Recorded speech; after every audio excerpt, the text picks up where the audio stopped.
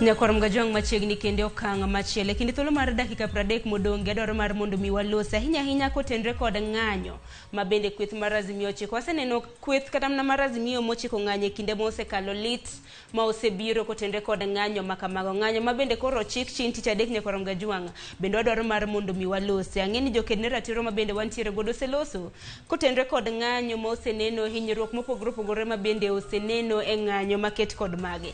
Koro wach mabende adwaro mar mondo mi walose beti kanyakla kod John kuntiere kaunti ma Kisumu. En ponono ne ng'anyo makamage kodhi mbele. Ote mage ma untiere godo ne oganda magwa ahinya oganda makalu. Ang'o mabende biro bedo katimore kaponono ni sirikal ok ochiko ite ne dwaro mar japiny, mano mar keto nengo ngima obed mayot. Beti achaka ne kodi ote mintiere godo, achaka ne gi japiny Omondi kapok wadhi e duonde mamoko. Apani mokwongo dwani mondo wapuonj ji kaka ng'anyo nego bed ni timore. Ng'ata madwa luongo ng'anyo onego hakikisha ni oketo ji kanyo, jok manwa luongo ni marshal, ma neno ni kata ka ji ng'anyo itime ma onge ng'ama ketho gir ng'ato, ma ji ong'e kuma ji dwa dhi wuothe, ma ji ong'e kaka gitimore sama gintiere e ng'anyo gi. Ng'ata mano nyiso ni kata ka en jotendwa makoro wacho ni dwa bedo gi ng'anyo, gin nyaka gibed mbele kanyo. To bedo kanyo means ni gihakikisha ni onge ng'ama bohinyore, onge ng'ama dhi ketho mwandu mar ng'ato. Mano gima mokwongo nyaka wang'i, nikech sani waseparo ni ji dhi e ng'anyo mondo ji opa kidi, mondo ji owang' taya, mondo ji otim gik ma waneno mopogore. Mar ariyo, abila ka nitiere, tijgi en onego bed ni mondo gihakikisha ni girito mana mwandu mar ji to gi ngima mar jok manitiere e ng'anyo.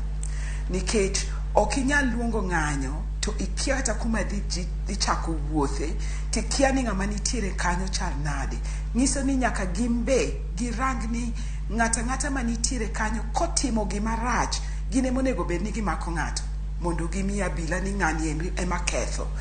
Mar adek, ok onego bed ni watiyo gi risasi mondo wane kaka idwa keth ng'anyo. Waseneno jowa moko ma temo chwako, iwinjo ka gichako gayan, gidwa gedo mondo gine ni ang' ni chop kanye, to kanye kuma gik moko chako kethore.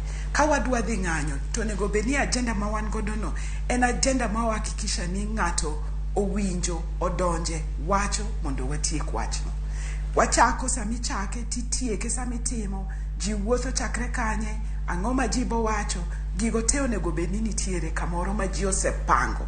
Koro ko wachno ni Wednesday nitiere kaka ji dwa ng'anyo, onego bed ni ji ong'e ni chake kanye, ng'ama bubedo kanye, gipangre mondo jopiny kowuok oko. To nitiere gima wacho ni crowd management, mondo koro kwane jok mopogore madonje, wakia ni ng'amo kawo telo mar koni, ng'amo kawo telo mar kocha.